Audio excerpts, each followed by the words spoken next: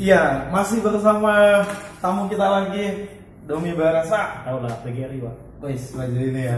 Berarti tetap pendidikan gitu ya. Iya betul. Kita dibilang pengamat pendidikan ya belajar lah, nggak profesional kali lah gitu. Karena lagi ada yang viral-viral juga tentang pendidikan. iya benar. Kita juga cikgu kan, Ya, guru kan. Kita juga belum guru yang sesuai yang sebenarnya, belum lah yang hebat kali belum. Kita sambil belajar lah gitu. Ya, saya Domi Barasa. Aku sama Silaba. Saya ambil panggung yang punya dulu. Okay. Jadi kita mau discuss tentang yang lagi viral nih teman-teman, tentang Bima yang di Lampung. Ya. Tapi kita mungkin lebih banyak bahas tentang isu pendidikannya. Kita awali dulu mungkin memang Bima kan bahas tentang kayak jalan tuh di Lampung rusak. Kampung Pak Barasa di mana? Saya di Subuh Salam, Aceh Selatan, Provinsi Nat, yang Aceh Darussalam. Oh iya, udah Provinsi Aceh ya. Oke. Di sekitar kabupaten atau kota kalian, apakah ada jalannya serusak yang ada di Lampung? Seingat saya terakhir pulang itu di Februari tahun 2022. Februari ya, tahun lalu. Kalau untuk lintas ya, Lintas besar bagus. bagus. Dan di Aceh itu termasuk jalan yang luar biasa bagus untuk lintasnya. Iya. Tapi kalau untuk yang jalan-jalan kecil mungkin ke pedesaan masih ada lah. Tapi Yang nggak besar. separah, Yang di Lampung. nggak separah yang di video-video viral itu. Yang kan. viral itu ya. Tapi ada yang berenang kan. Iya. Tapi ada yang Mancing lompat, juga ada. mancing gitu. Mancing ada. Ada kan? Ada dia TikToker itu yang sampai kecelup gitu. Iya. Nggak ada separah itu.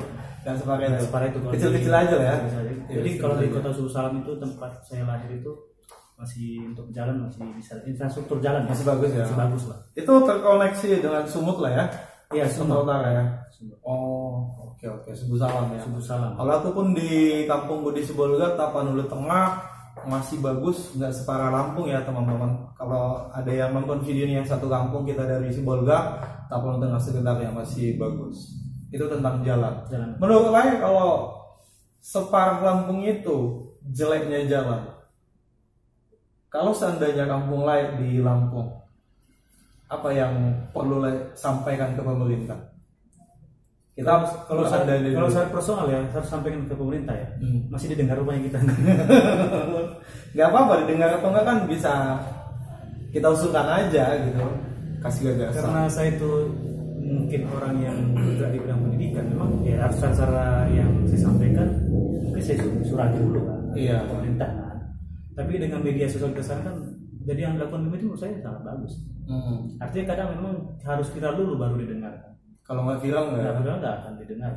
Apalagi kita bukan siapa-siapa bro. Iya, warga jelata. Oh iya, kita artinya keluarga kita juga nggak terpandang dan sebagainya. Terus kita mau ngomong jalan rusak ya, mungkin lewat aja dan nggak akan dilakukan. Tapi dengan kekuatan netizen saat ini kan luar biasa, ya kan. Buktinya lah setelah viral itu jalan-jalan dibangun. Memang kita mentalnya harus viral dulu kan, sehingga pemerintah itu bisa dengar. Ya janji-janji kampanye ya bagus lah. Iya. Janji kampanye ya kita pun dengarnya kayak angin surga. Kayak malaikat lah dia itu. Jadi kalau saya di kampung saya terjadi ya, pertama saya surat dulu. Mungkin ya yang terdekat dulu pasti kepala desa kan. Iya. Atau lurah lah. Lurah, camat. Itu yang disampaikan dulu kan mereka yang seperti perpanjang tangan dari pemerintah. Gitu. Emang kan infrastruktur jalan itu kan termasuk yang paling vital menurut saya. Karena itu jadi perekonomian bisa bergerak. Logistik, kegiatan sehari-hari. Jadi kalau ada orang bilang kita makan aspal. Ya masuk akal juga gitu. Ya memang aspal nggak dimakan. Tapi kan itu faktor pendukung utama untuk sebuah perekonomian bergerak. Iya, udah ekonomi itu penting sekali gitu. Kalau pendapat lain sendiri tentang Bima, seorang pemuda yang kuliah di Australia itu kan viral gitu. Gimana menurut lain? Saya termasuk orang yang lihat juga di TikTok ya. Iya. Dan saya lihat memang karakternya berani lah ya. Berani terus dia punya data juga yang jelas. Karena ada orang ngomong tanpa ada data kan kita juga kurang percaya kan. Tapi dia ngasih data, saya nonton itu ada pasal 2 tentang ini dan sebagainya. Ada slide PowerPoint-nya lagi. Jadi menurut saya itu bagus. Artinya dia benar-benar melakukan riset dulu ya, yang dilakukan di dunia pendidikan kan. Di kampung dia lihat. Di kampus juga kan. Berarti segala sesuatu kalau kita mau memberikan kritik harus data yang jelas. Dan memberikan data jelas dia. Iya betul. Dan itu sangat menurut saya sangat luar biasa kan. Untuk dia yang di Australia, sedangkan yang dikritik di Lampung yang tempat tinggal orang tuanya kan. Susah maju. Iya.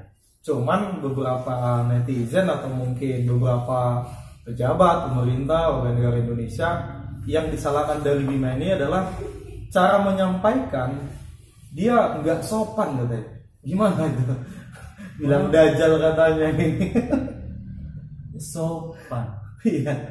Kata sopan itu untuk orang-orang yang sopan juga sih menurut saya. Untuk orang-orang yang benar-benar untuk kalian kalau kita sampaikan dengan sopan. Tetapi kalau dengan orang yang udah berkali-kali disampaikan terus nggak mau dengarkan juga, terkadang kita harus memang agak sedikit emosi sih, bro.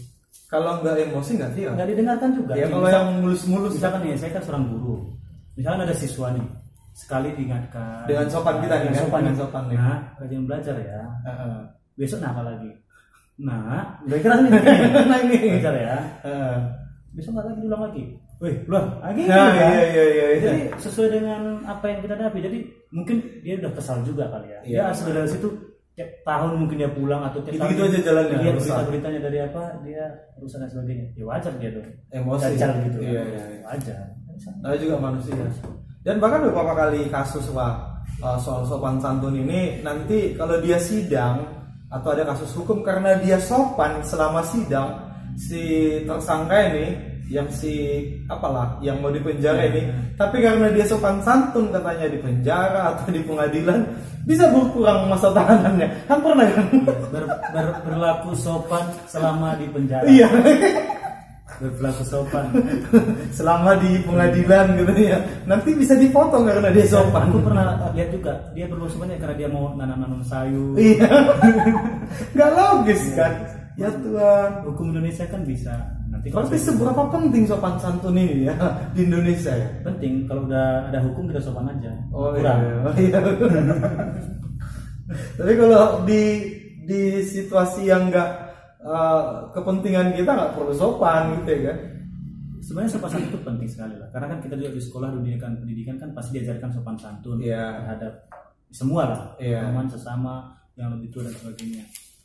Tetapi kan sopan santun aja nggak cukup. Nggak cukup juga. Kan harus juga ditunjukkan dengan sikap kita. Kalau diberikan kekuasaan kan. Benar. Jadi mungkin ya Bima tadi itu kesal dan mungkin saya juga akan di posisi akan ngomong kayak gitu juga. Sama aku juga. Jadi jangan hanya bisa ngejudge. Kita berani nggak seperti Bima? Iya benar. Ini kita udah nggak berani, terus kita ngejelek-jelekin Bima pula. Nah yang diserang orang tuanya lagi kan. Jadi kadang Indonesia ini apa dibilangnya? Selalu ada sih yang membela, ada yang pro, ada yang tidak pro juga kan. Tapi kalau saya secara pribadi saya mendukung lah. Ya aku juga mendukung si Bima. Tapi mungkin ada kalau karakter personal pribadi itu urusan dia lah. Mungkin ada yang dia menyerang seseorang atau itu urusan dia. Yang paling pentingnya kan sekarang kita fokus ke pembangunan di Lampung kan. Di Lampung. Nah, gitu. Ya intinya pemerintah Lampung ya berbenah lah harusnya kan. Dan jangan malah ikut-ikut. Kan ada yang melaporkan dia kan? Iya, dilaporkan kan pengacara itu. Secara logika kan, katanya karena kata-kata dia itu tidak sopan. Pencemaran nama baik gitu. Coba kita masuk ke inti masalahnya apa? Iya. Terus cari solusinya, itu yang sekarang kita kerjain. Jangan cari yang remeh-temehnya pula. Yang dipermasalahkan soal kata-kata yang nggak sopan. Mana lebih sopan? Pakai dasi tapi korupsi. Iya benar. Jas rambut, korupsi juga, ya kan? Terus dengan sopan santun, korupsi, sedangkan Bima itu ya dia apa adanya. Kadang yang sopan santun itu yang lebih jahat. Iya kan? Saya bilang kita dukung lah. Benar.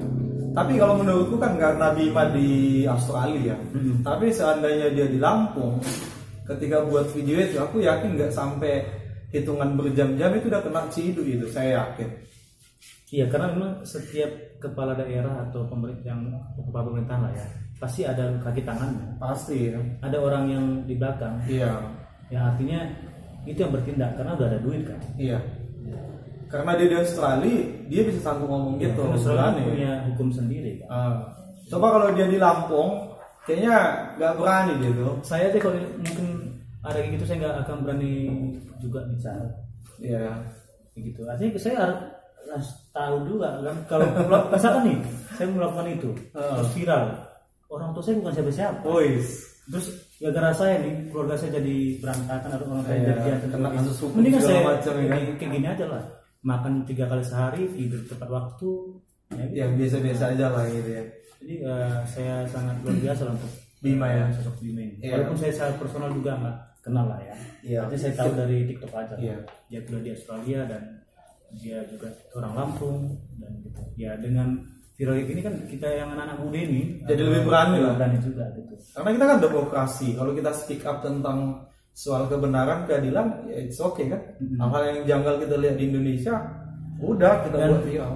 menurut saya bagus sih viral sosial yang tentang ini, jangan yang viral yang enggak. Kadang kan viral yang aneh-aneh kan. Yang Ada yang selingkuh ada viral yang selingkuh, terus ada yang anak SD masih tetapi ngomong gombal-gombal. Iya. Itu yang viral. Sekarang gini yang bagus yang viral.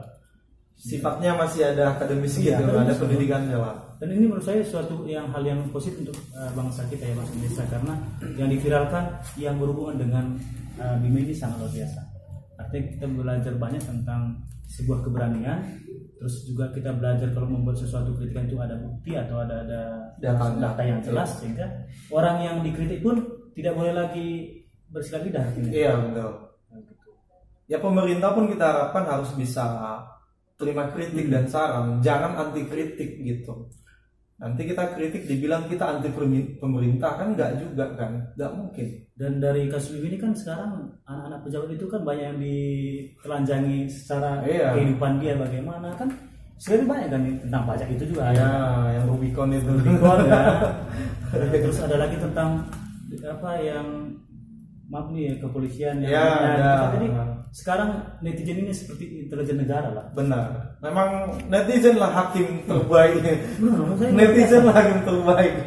Sekarang saya lihat itu semuanya ini sampai semua sekarang bupati-bupati harus lebih, atau wali kota, bupati, gubernur kayaknya harus lebih hati-hati juga. Karena setiap kinerja mereka itu dimonitor sama netizen atau warga masyarakat yang sudah paham teknologi kan. Benar. Sekarang dia dari TikTok itu. Dulu kan TikTok awalnya apa? Tentang orang joget-joget kan. Sekarang TikTok udah berita-berita tentang udah beralih ya. Udah beralih benar. Dan saya juga udah ikut TikTok sekarang. Saya juga bikin akunnya juga gitu. Karena luar biasa. Ya tujuannya kita untuk mengedukasi juga, terus saling menginformasikan.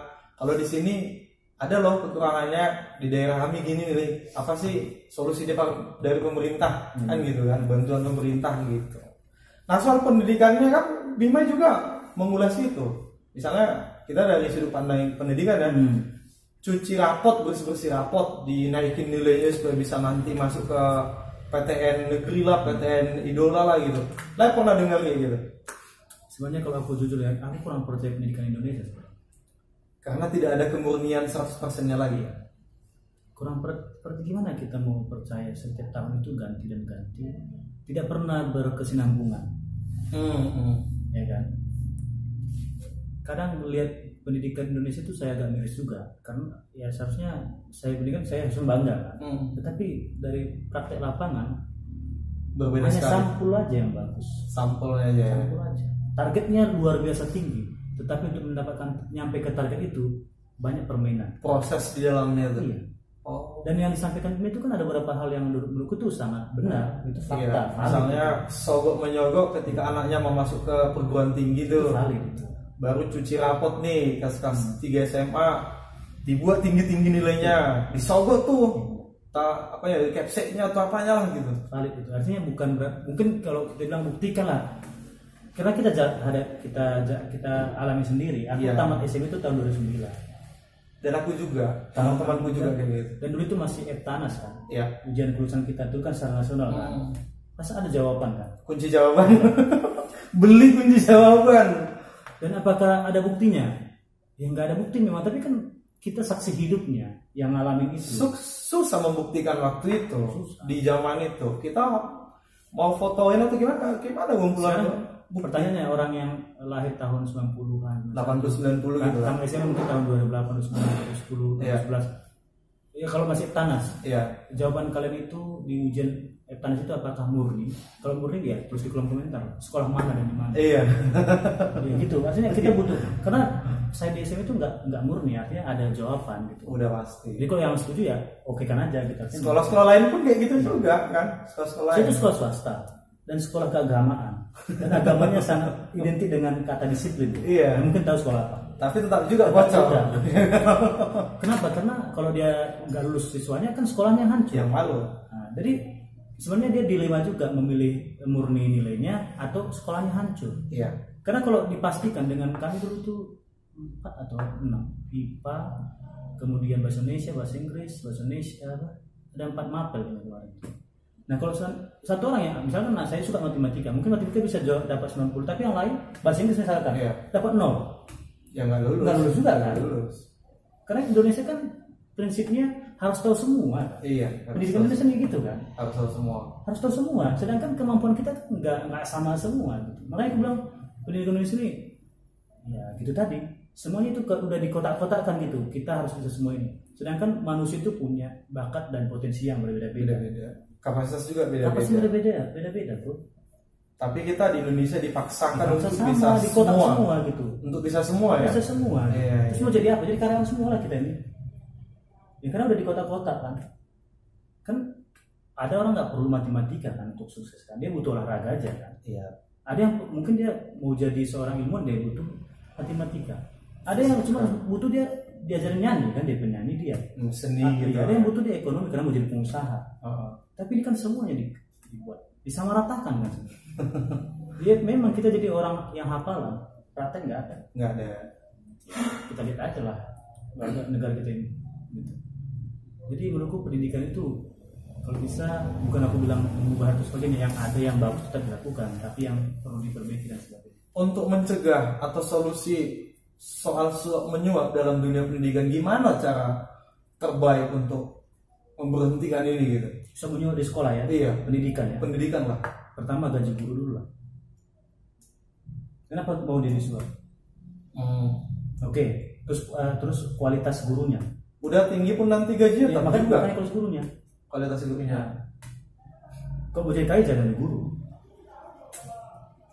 Terus kan kadang timbal balik juga, orang tua pun kadang biar anaknya apa disuruh gitu. Ya aku aja anakmu bahwa cuma mampunya di sini. Iya, jangan paksakan. Paksakan. Gak usah sampai sogok guru atau pihak sekolah. Ini kalau dia nggak harus kuliah di negeri lah. Iya. Telepon siapa yang dekat dengan dia? Oh ada aku kenal ini. Ada kelasnya. Sehingga bisa lebih bagus nilainya kan. Cuci rapot katanya. Bima bilang cuci rapot tuh biasanya di kelas-kelas 3 SMA kan buat nilainya 8, 9, 890 supaya bisa naik ke perguruan tinggi. Syaratnya universitas ini pun kan harus nilai itu berkesinambungan.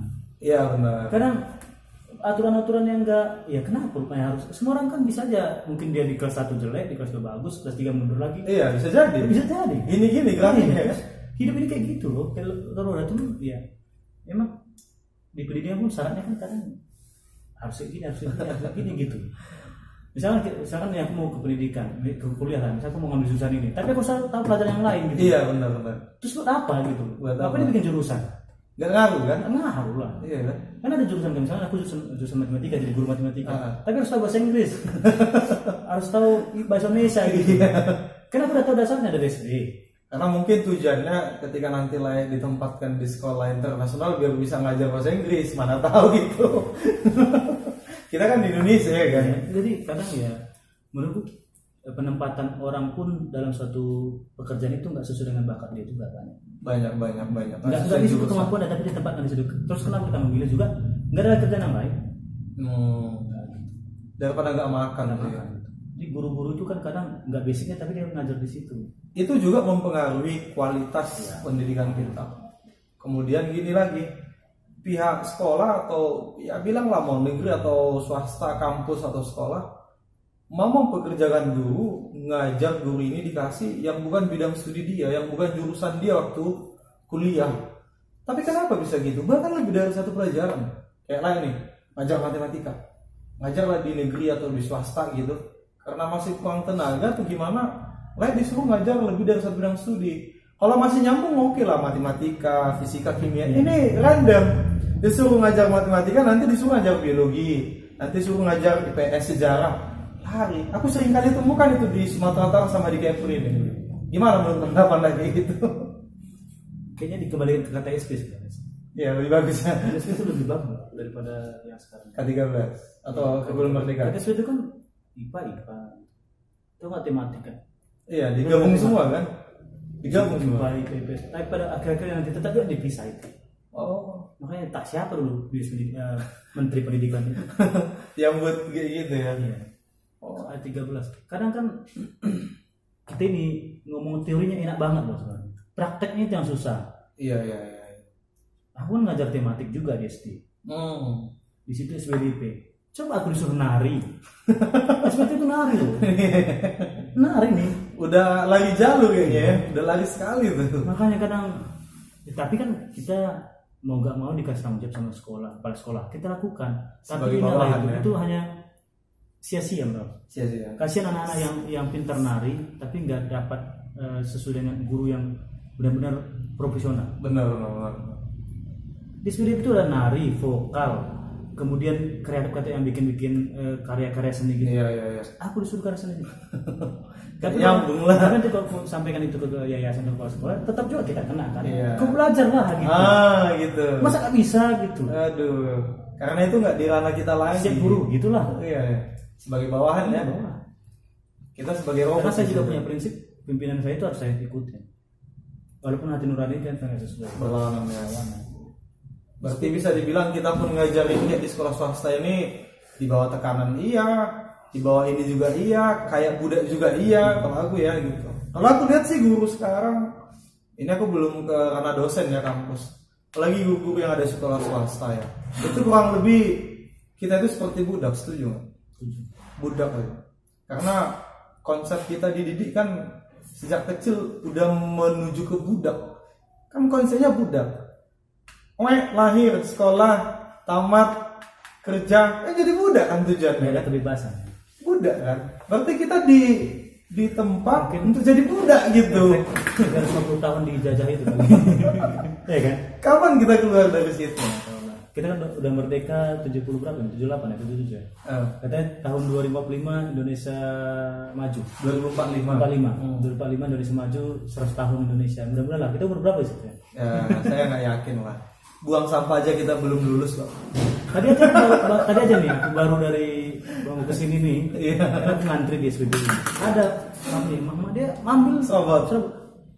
Bagaimana mau negara maju? Ini orang tua loh, gimana anaknya gitu. Antri aja belum lulus. Buang sampah pun belum lulus. Iya. Satu aja nya katanya. Satu aja. Nanti kalau semua orang buang sampah satu-satu aja, udah tumpukan sampah di Batam. Iya benar. Satu aja katanya. Ya satu aja, yang seperti dia berapa puluh juta, 20 juta. Iya. Satu aja. Gitu lah. Plastik pula kan, sampah bisa diurai kan.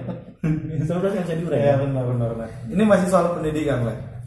Aku kadang berpikir gini, orang Indonesia lebih naik levelnya, lebih lebih hebat kalau dia kuliah di luar negeri, lulus S1, S2, S3.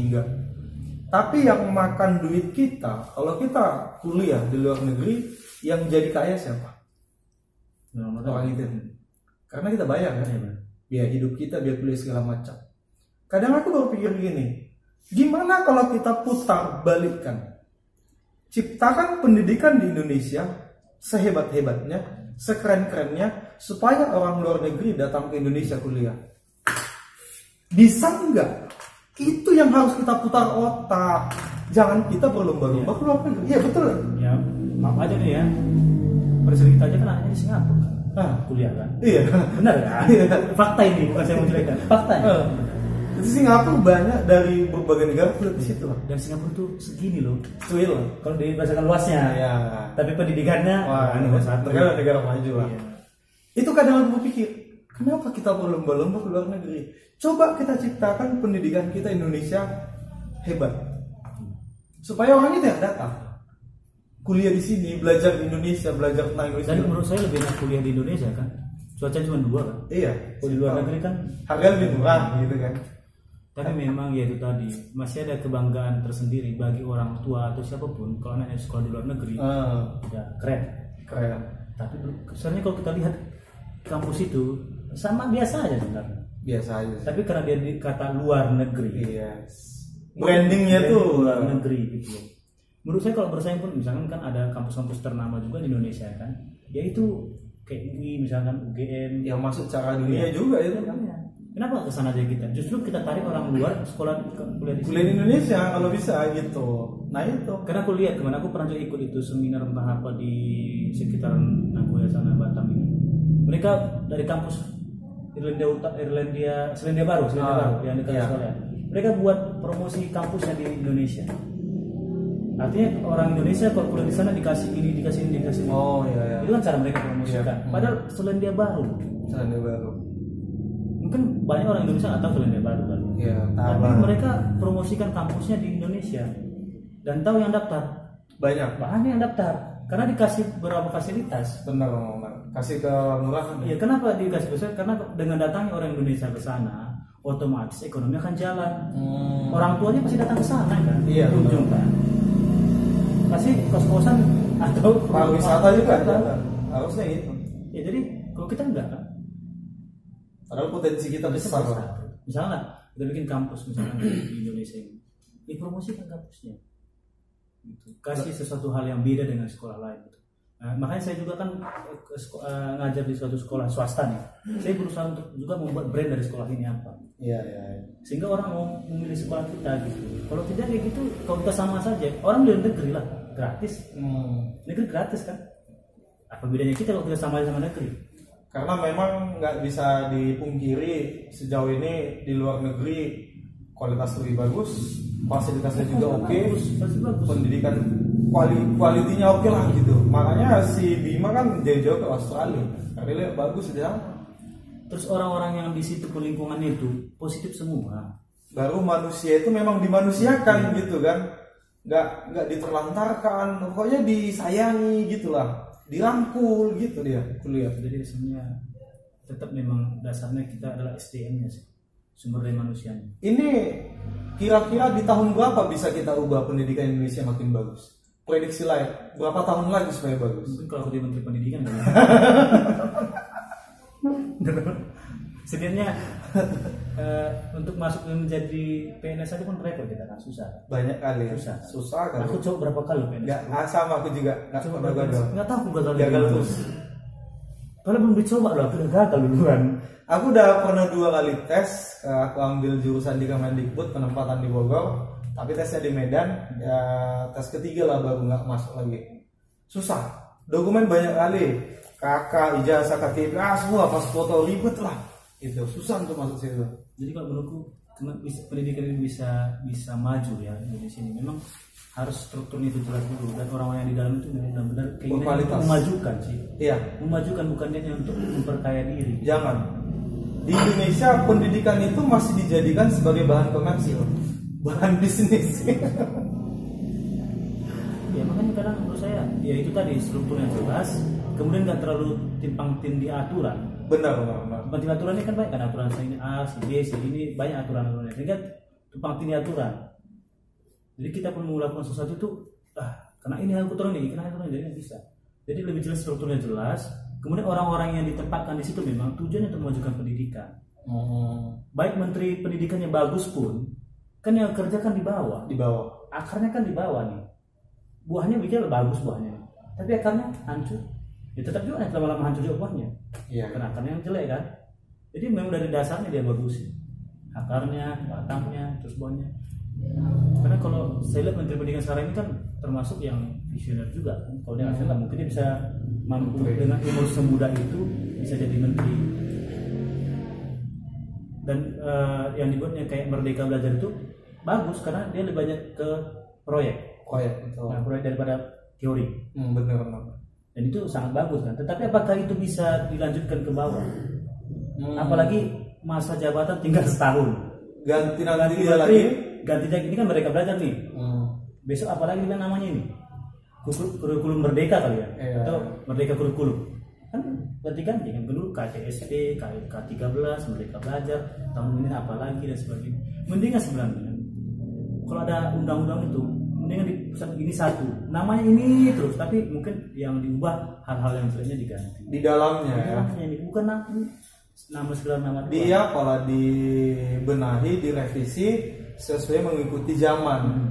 kalau misalnya perkembangan zaman kayak gini, ini dibutuhkan nih, kita revisi nih aturannya di kurikulum ini diganti nih, oh ini ada kita tambahin nih, nah, harusnya gitu kan, dimodif gitu, sesuai ikuti perkembangan zaman lah gitu, harusnya kayak gitu sih. Nah, itu bilang kalau pendidikan kita sampai saat ini kayak gini aja. Belum lagi korupsinya, belum lagi dana bosnya. Sebenarnya kalau secara uang ya, secara pembiayaan itu sangat bagus kalau Indonesia. Dana untuk pendidikan banyak. APBN itu banyak. Tetapi bagaimana orang-orang itu bisa mengelola dengan baik? Dana bos itu diberikan ke sekolah swasta. Artinya kan secara biaya udah diberikan. Tapi kadang jadi disalahgunakan. Sama aja kan SDM tadi. Iya. Baru juga kekuatan hukum kurang ya untuk menghukum pelanggar hukum yang Indonesia. Justru pelanggaran yang besar dengan uang yang miliaran, justru hukumannya lebih ringan kan di Indonesia. Kan? Iya. Bisa kan orang yang dikorupsi, yang korupsi ketahuan dia bisa di kamera. Bisa kan? Iya. Jadi memang mentalnya udah salah juga, udah rusak. Dari awal udah salah, sehingga dia sampai dewasa, sampai kerja, sampai duduk di pemerintahan masih terbawa mental disuap, KKN, ya kan? Karena dari pendidikan dia udah mengalami itu. Karena kalau salah satu ruang ini, Indonesia banyak kali di sini lah, di sini. Terus nanti di DPR juga ada untuk bidang ini kan ada komisi kan, ini kan ada juga kan, menteri kan ada juga ini terus kerjanya ngapain? Tapi bidangnya banyak nih. Banyak kalau ada yang pelanggar udah tangkap aja, gitu, tembak mati aja. Lalu ini banyak pada tumpang tindih aturan dan tumpang tindih jabatan banyak. Karena banyak kali yang ngurus pendidikan aja berapa orang ngurus pendidikan. Dinas inilah. Kita juga pengawasan karena begitu Indonesia luas, kalau hanya pusatnya ngontrol lebih intensif, dia nggak terawasi. Walaupun otonomi daerah katanya sama aja kan. Makanya sebenarnya kalau seluas ini Indonesia mendingan dikasih benar-benar kekuasaan penuh kepada gubernur. Kalau enggak, buat negara bagian seperti Amerika. Sehingga mereka punya kebebasan untuk menentukan. Nah, evaluasi dan setelah ruang sempitnya lebih kecil. Iya. Kalau sebesar ini Indonesia ini susah koordinir itu luas sekali. Sama lah kita punya rumah besar kan. Iya. Ngepelnya itu satu orang. Kalau dia semakin besar, semakin banyak tenaga yang dikeluarkan, semakin banyak. Pengawasan makin agak berat. Kalau misalnya Pulau Sumatera satu negara, Pulau Jawa satu negara bagian, Kalimantan satu negara bagian, Sulawesi satu negara, Papua satu negara, berapa presidennya? Nah negara pusatnya kan, pusat kita nanti IKN-nya di Kalimantan, udah itu aja jadi ibu kota, kayak USA kan, Amerika Serikat gitu. Yang lainnya kan Amerika yang negara bagian Amerika Latin, ya udah begitu gitu buat presidennya, buat tengah-tengah. Kita terlalu isinya dengan negara kita ini. Ini terlalu luas, pendidikan juga susah lah mengurus. Seperti lah aja lah, kita ambil kiasannya. Ketika ngajar di sekolah swasta, ngajar misalnya 18-20 orang, kita bandingkan ketika kita ngajar di sekolah negeri satu kelas 40-50, gimana yang di swasta? Sedikit kan, lebih gampang aturnya kan. Dan saya pribadi bisa kenal murid itu satu kan. Pokoknya lebih efektif juga kan. Seperti itulah. Bagaimana satu presiden mengelola Indonesia 280 juta penduduk, Sabang sampai Merauke, susah kan ngatur itu. Apalagi ada masyarakat yang cuma keluar-keluar doang ya. Semua salah sama dia. Iya. Bikin jalan raya salah, benar. Bikin bendungan salah, semua salah. Jadi kalau kita dari cikgu ya, pendidik itu atau guru, untuk Indonesia maju tahun 2004 menurutku paling penting itu SDM-nya dari jalur pendidikan itu diisi dengan pendidikan yang benar. Itu paling penting. Setuju nggak? Setuju. Karena di Singapura SDM-nya dulu yang dipenuhkan, dibekali dulu SDM-nya dengan bagus, intelektualnya lah, emosionalnya gitu. SDM-nya dulu baru bisa mereka bangun LRT, MRT, bandara segala macam ya kan. Kalau kita gimana?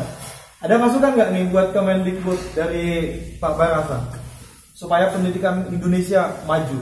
Jangan lagi suap-suap lah, cuci-cuci rapot lah, menyogok masukin anaknya ke kampus lah gitu. Coba kasih dulu masukan. Benahi semua struktur, dibenahi semua, artinya coba tempatkan orang-orang yang memang ahlinya di bidang itu, bukan karena kedekatan atau karena ada ikatan keluarga politik gitu ya, atau karena memang uang dan sebagainya. Benar-benar memang dia profesional di bidang itu di tempat Di bidang pendidikan ya. atau bahkan dibuat seleksi atau dibuat kayak seperti apa namanya jalur masuknya bagi masuknya sehingga ada kompetisi di antara orang yang hebat itu. Iya. Kalau tapi ingat tetap memang transparansi. Yes. Pada saat perekrutan itu benar-benar disiarkan secara nasional sehingga kita tahu ini bagus sini tapi bisa menilai kan. Iya, iya. Atau dibikin kayak ajang pencari bakat itu kita tahu semua. Kemudian juga untuk pendidikan itu kayak saya lihat kan buku-buku SD aja udah kayak susah banget. Iya, kenapa gitu ya? Nggak tahu. Zaman kita dulu nggak kayak gitu. Jadi masuk SD aja harus sudah baca, sudah bisa nulis. Kalau nggak bisa nulis kayaknya nggak bisa masuk di sekolah. Jadi buat apa gitu? Sedangkan SD itu sebenarnya untuk dia masih umur bermain kan. Iya. Jadi maksudnya tuntutan pendidikan untuk ilmu itu jangan terlalu berat dulu di SD. Oke. Jangan terlalu berat dulu. Gitu. Kemudian untuk semua kegiatan-kegiatan misalkan lebih banyak lah untuk khusus proyek. Dan guru-guru itu kalau bisa dikasih beban yang sesuai dengan kemampuannya. Jangan terlalu banyak beban. Bukan berarti kita pemalas ya, enggak. Iya. Kalau kita dikasih beban berdasarkan kemampuan kita akan melakukannya dengan sepenuh hati, dengan ikhlas dan melakukannya. Iya. Karena kita mampu di situ dan kita bisa mengingat dan kalau diminta pertanggungjawaban kita bisa jawab. Iya. Karena kemampuan kita di situ. Ini nggak terlalu banyak administrasi aku lihat ya, buat guru ya, kebanyakan ya. Jadi itu untuk karena memang dasarnya kan di sekolah. Kalau udah bagus di sini, sebenarnya menteri itu hanya tinggal duduk santai aja sama. Kalau di bawah udah bagus Itu berjalan bagus. ya. Karena kan tujuan muara dari segala sesuatu itu kan dibikin kebijakan kan untuk siswa kan sebenarnya. Iya. Kan? Muaranya kan. Muaranya. Nah, jadi dari semua kebijakan-kebijakan yang dibikin di pendidikan itu kan tujuannya biar untuk siswa. Iya. Bukan untuk gurunya sebenarnya. Bukan untuk negara juga. Gurunya udah kuliah, gurunya udah belajar. Makanya gurunya yang di-push. Sekarang bagaimana kita bikin siswa ini bisa pintar, bisa cerdas, bisa menjadi generasi yang sangat luar biasa untuk kedepannya. Kan? Jadi manusia lah. Manusia gitu. Jadi muaranya tetap di anak didik kan. Jadi yang dicari tahu itu adalah tentang apa keinginan siswa, apa yang dibutuhkan, itu yang dicari. Iya.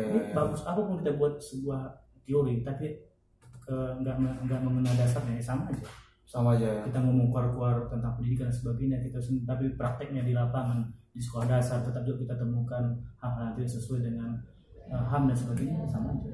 Jadi memang tetap untuk pendidikan itu dilihatlah dasarnya. Oke. Sehingga muara itu yang bisa langsung kena gitu. Dirasakan anak didik lah ya. Kan tujuan untuk itu nih. Iya. Karena semua berlabuh atau ke anak didik. Ke anak didik, iya. Bukan ke orang tua, bukan ke guru. Guru ini hanya memfasilitasi kan. Guru ini hanya sebagai pendamping. Ya. Mendampingi anak itu biar bisa lebih pintar, lebih cerdas dan bisa membuat negara itu maju karena pikiran mereka yang nanti akan menjadi pemimpin negara kita. Pengganti kita. Atau pengganti pemimpin selanjutnya gitu. Iya. Ini kita lihatlah sekarang anak-anak. Sopan santunnya enggak. Kenapa? Karena guru-guru itu pun untuk ini pun kadang salah. Negur ini salah. Kadang guru itu fake aja, ya sudah. Iya. Salah juga kita guru ngomongnya kayak gitu kan. Tapi faktanya kayak gitu di lapangan. Nah, jangan-jangan suatu saat tidak ada lagi orang yang minat jadi guru. Lebih bahaya tuh. Karena kan orang Jepang aja pertama kali dibom sama sekutu kan ada sama orang Cina kan mereka langsung cari guru kan. Iya. Kumpulkan guru yang masih hidup. Sekarang buktinya Jepang. Iya. Nggak nyampe 100 tahun udah jadi negara maju. Melesat orang itu ya. Semua motor-motor dari Jepang. Honda, Suzuki semua. Karena mereka lebih menghargai dunia pendidikan di sana banding Indonesia. Guru diperlakukan mungkin lebih sejahtera, lebih diperhatikan pemerintah. Kita kan belum kan. Tapi kalau untuk di Batam ini menurutku agak diperhatikan terhadap Pemko juga. Iya, tapi secara universal Indonesia kurang lah. Makanya kalau di kota Batam ini orang sebagai seorang guru juga menurut saya sangat. Artinya adalah hal yang positif dan ada hal lebihnya dari guru lain yang Iya. Batam ya, karena saya di Batam. Mereka memperhatikan dan yang mungkin untuk Batam lah khususnya khususnya pendidikan itu mereka seharusnya membuat pelatihan Betul. untuk guru-guru. Jadi ini untuk Batam lah khususnya karena lebih saya di Batam pelatihan seminar bagaimana caranya biar kita lebih aktif di kelas, lebih profesional lah. Diberikan materi-materi itu diberikan yang dihadirkanlah profesional. Iya, betul. Sehingga kita guru itu banyak belajar. Benar. Jadi kita langsung terjun ke lapangan pun nanti ada yang kan apa gunanya pengawas pendidikan itu diberikan arahan dan sebagainya. Ini selama beberapa tahun ini mungkin karena pandemi kali ya. Jarang saya dengar lagi pelatihan itu. Dulu waktu pertama saya jadi guru di kabupaten ini ada pelatihan. Ada ya? Nah, pelatihan tersebut. Dan itu sangat berdampak ke kualitas guru tersebut. Secara teknologi kita paham kan. Karena banyak guru-guru yang tanda kutip dia belum paham menggunakan laptop secara digital lah gitu. Mungkin dia tahu laptop ngetik kelas, tapi kan untuk mempergunakan itu dalam proses pembelajaran kan belum semua. Kan sekarang kita bisa menggunakan PowerPoint kan. Iya. Bisa menggunakan video-video singkat. Sehingga, banyak lah ya. Ya banyak. Jadi itu yang perlu disampaikan ke atau dibuat pemerintah sehingga ada pelatihan-pelatihan itu yang tujuannya untuk kena ke siswa. Sehingga mereka itu masuk ke kelas itu bukan takut, bukan malas, tapi semangat, antusias karena cara guru menyampaikan materi itu mereka senang. Gitu. Ya, jadi kedepannya ini semoga pendidikan kita semakin maju lah ya. Memang belum ada yang sempurna, tapi kita harus berbenah dari sekarang. Kalau bisa, paling tidak bisa nggak kita kejar Malaysia atau Singapura gitu, ya kan? Tujuan saya juga kalau bisa Galeri Laban ini bisa menghadirkan orang-orang yang ada di dunia pendidikan. Iya. Biar kita juga bisa diedukasi kan. Karena kalau kita ngomong dari apa kita nggak tahu juga apa yang ada di dapur orang itu gitu loh. Iya. Atau Galeri Laban bisa memfasilitasi, misalkan pengawas sekolah dasar dulu lah di Batam ini.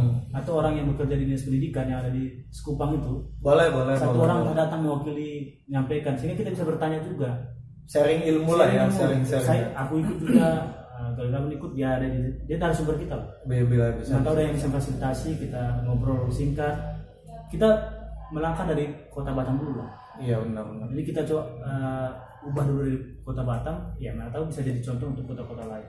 Yes. Yang ada di dinas pendidikan mereka juga pasti butuh masukan kan. Kalau memang orang yang itu baik ya. Iya. Pasti butuh masukan kan. Gak ada salahnya kita undang ke sini. Kita ngobrol bagaimana untuk memajukan pendidikan kita di kota Batam. Kota Batam aja dulu dulu. Iya, nggak usah Indonesia juga kan. Kita saling diskusi. Ya, mana tahu berkenankan dinas pendidikan kota Batam ya, ngobrol. Nanti kita coba hubungi sehingga ini harapan saya sebagai seorang guru ya. Iya. Sehingga apa yang saya keluhkan, apa yang saya coba untuk sampaikan bisa didengar oleh dinas pendidikan. Karena kalau saya sebagai kepala sekolah juga punya batas kemampuan kan yang tanggung jawabnya di sekolah itu. Iya. Kalau ada dinas pendidikan langsung di sini kan enak kita ngomongnya kan. Kita bisa langsung ngobrol tentang pendidikan kota Batam sehingga segalanya bisa lebih ada jalan keluar yang kita bisa berikan. Iya. Oke. Saya rasa itu aja. Kita berharap pendidikan di kota Batam atau kayak sekitarnya atau Indonesia semakin maju. Ya. Kita mengikuti perkembangan zaman maksud saya. Jadi kita bisa mungkin improvisasi kan sambil berjalan. Oh ini nih yang perlu dibenahi. Oh ini nih yang perlu dihilangkan gitu. Ya dan ini kan mau tahun 2024 kan. Mau dekat. Mau ada yang calon-calon itu kan. Iya.